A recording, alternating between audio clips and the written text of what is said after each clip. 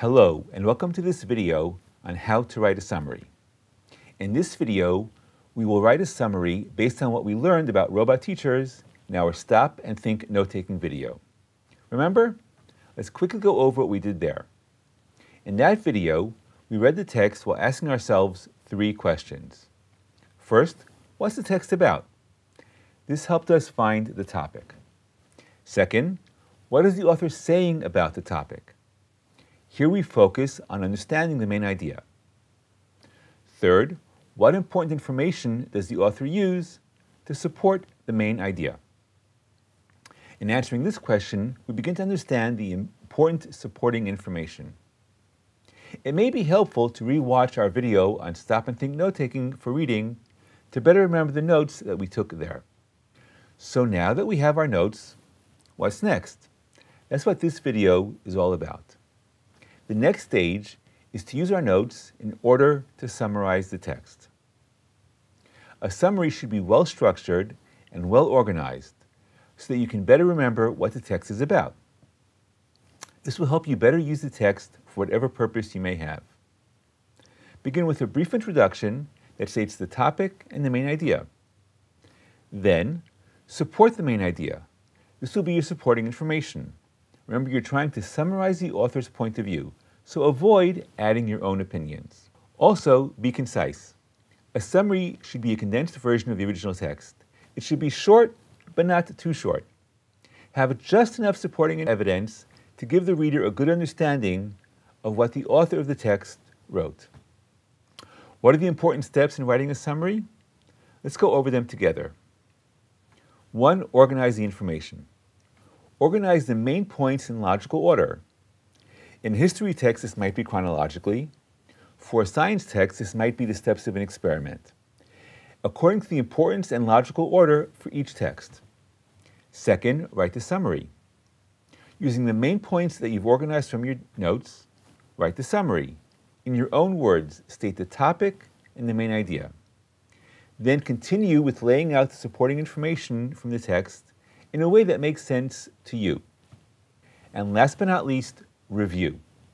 Reread your summary to make sure it says what you want it to say. In other words, it should accurately represent what the author wrote. This is your opportunity to make corrections or revisions if needed before you submit it. Check your grammar, spelling, and punctuation errors. You can use the different tools that are out there, like Grammarly. So, let's get started. But before we do, just something to point out. Learning how to summarize is important because it helps us understand and share information better. It helps us use information better. When we summarize, we pick out the most important points and get a clear picture of what we're reading or listening to.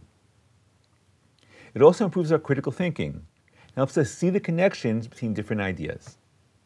While AI can help, by practicing how to summarize on our own, we become better at telling the difference between what's important and what's not. This skill also helps us make our points much more clearly. We need to organize the information in our notes and decide what important information to include in the summary. And for that, we need to go over our notes. We need to focus on the most important information and make sure it's presented clearly. We need to make sure that the supporting information actually supports the main idea.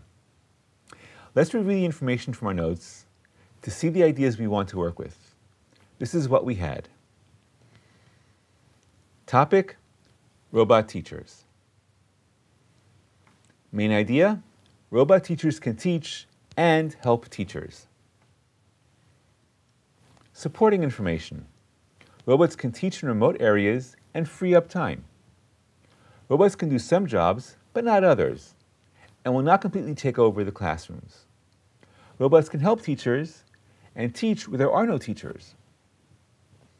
Supporting information supports the main idea.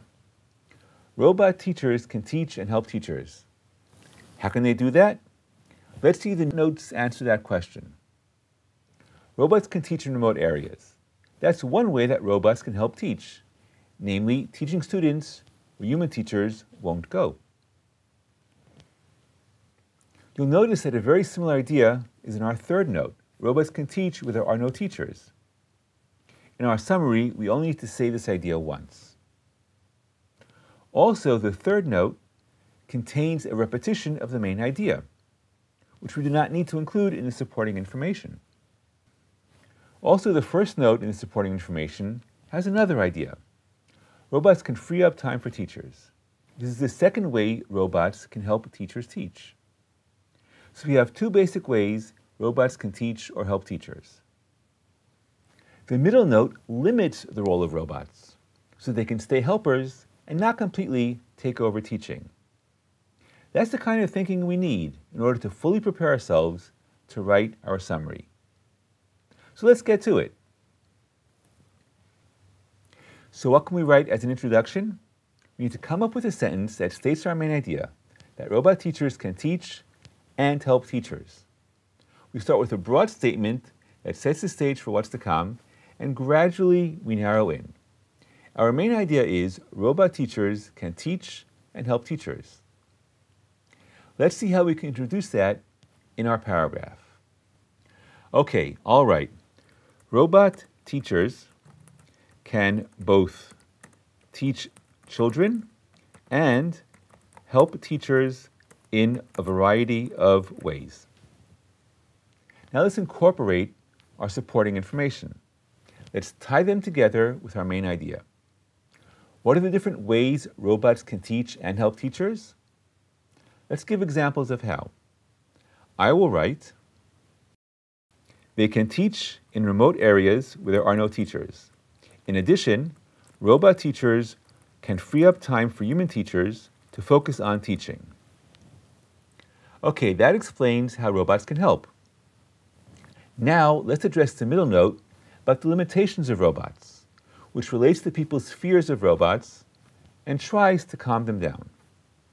I will write, however, while robots have the ability to do some tasks, they still have some limitations and cannot fully replace human teachers in the classroom. Great, we have addressed the other supporting evidence and reassured that robot teachers are still here to help. Now let's write a conclusion and sum up our paragraph.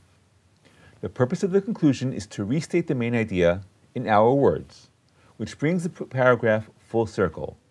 Restating the main idea provides a sense of closure. I will write, in conclusion, robot teachers can play an important role in school education, especially where there is a shortage of teachers, but they are not a threat to human teachers.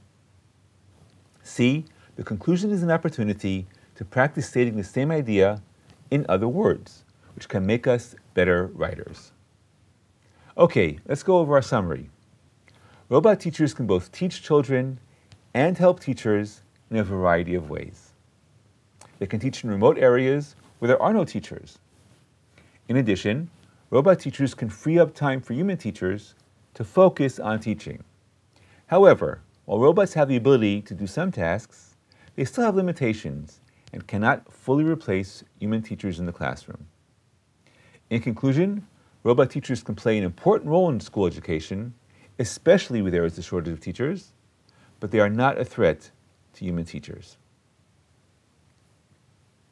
To sum up, writing a summary about robot teachers requires identifying the main idea and supporting information, deciding what details to include, using clear and concise language, structuring the summary, and avoiding personal opinions. It's important to go over what we have written and revise. Practice makes perfect. By following these steps, you can create a summary that accurately and clearly conveys the essential information. Thank you for listening, and I hope you use these stages next time you write a summary.